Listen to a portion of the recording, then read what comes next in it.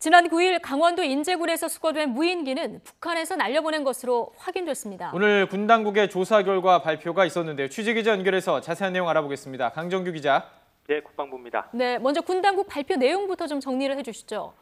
네, 군 당국은 무인기 내부에 있는 컴퓨터를 분석해서 비행 좌표 등을 확인했습니다. 휴전선 인근인 북한 금강군 일대에서 발진한 것으로 확인이 됐습니다. 회항 지점도 같은 곳으로 파악됐는데요. 금강군은 북한의 무인기를 운용하는 부대가 있는 지역입니다.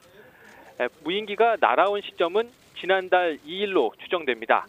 무인기 안에 컴퓨터와 카메라의 시간 설정이 초기화돼 있어서 정확한 시점은 알 수 없지만 촬영된 사진을 바탕으로 일자와 시간을 추정했습니다.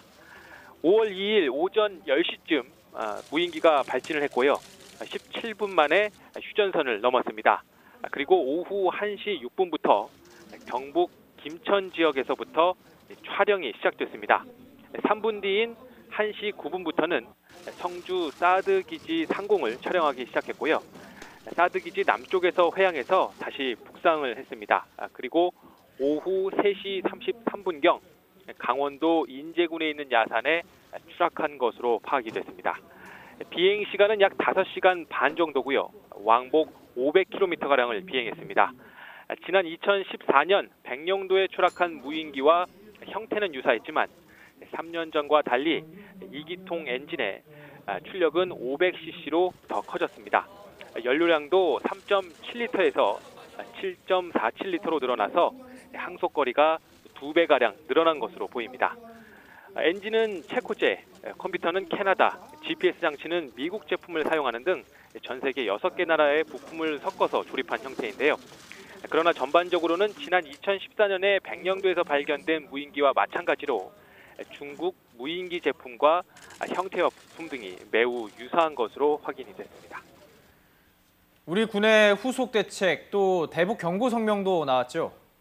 네, 그렇습니다. 우리 군은 북한 무인기가 우리 영공을 침범하고 군사기지를 촬영한 행위는 정전협정과 남북 불가침 합의를 정면으로 위반한 중대한 도발 행위라고 비판했습니다. 이어 북한은 연이은 무인기 침투 도발에 강력히 규탄하고 모든 형태의 도발을 즉각 중단할 것을 다시 촉구했습니다. 이어서 북한이 대남 도발을 계속한다면 우리 군은 강력히 응징할 것이며 향후 모든 사태의 책임은 전적으로 북한에 있다는 것을 엄중히 경고했습니다. 또 북한의 정전협정 위반 행위에 대해 유엔군 사령부에 조사를 요청하고 앞으로 그 결과에 따라 상응하는 조치를 취하기로 했습니다. 그 대책도 나왔는데요. 우리 군은 2014년 이후 소형 무인기를 새로운 군사 위협으로 간주하고 대응 전력을 보강해 오고 있었습니다. 무인기 대응 작전 체계를 점검하고 육해공의 모든 감시와 타격 자산을 효율적으로 재점검했다고 밝혔습니다. 특히 소형 무인기 탐지 능력과 무인기를 무력화할 수 있는 신형 무기 체계를 전력화하고 있다고 밝혔는데요.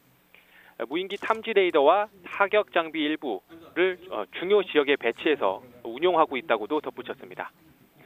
신형 국지 방공 레이더와 대공포 레이더 등을 조기 전력화하고 또 소형 무인기 전력화 전까지는 제한되나마 현존 전력을 최대한 활용해서 대공 방어 체제를 갖춰 나가겠다고 말했습니다. 북한 무인기 위협과 도발에 대해 우리 군의 체계를 정비하고 무인기 침투 도발 등에 대응할 수 있도록 대비태세에 만전을 기하고 있다고 밝혔는데요. 그러나 이런 대책은 3년 전에 밝혔던 대책과 크게 달라진 것이 없어서 우리 군이 그동안 제자리 걸음을 걸었다는 비판이 나오고 있습니다. 지금까지 국방부에서 YTN 강정규입니다.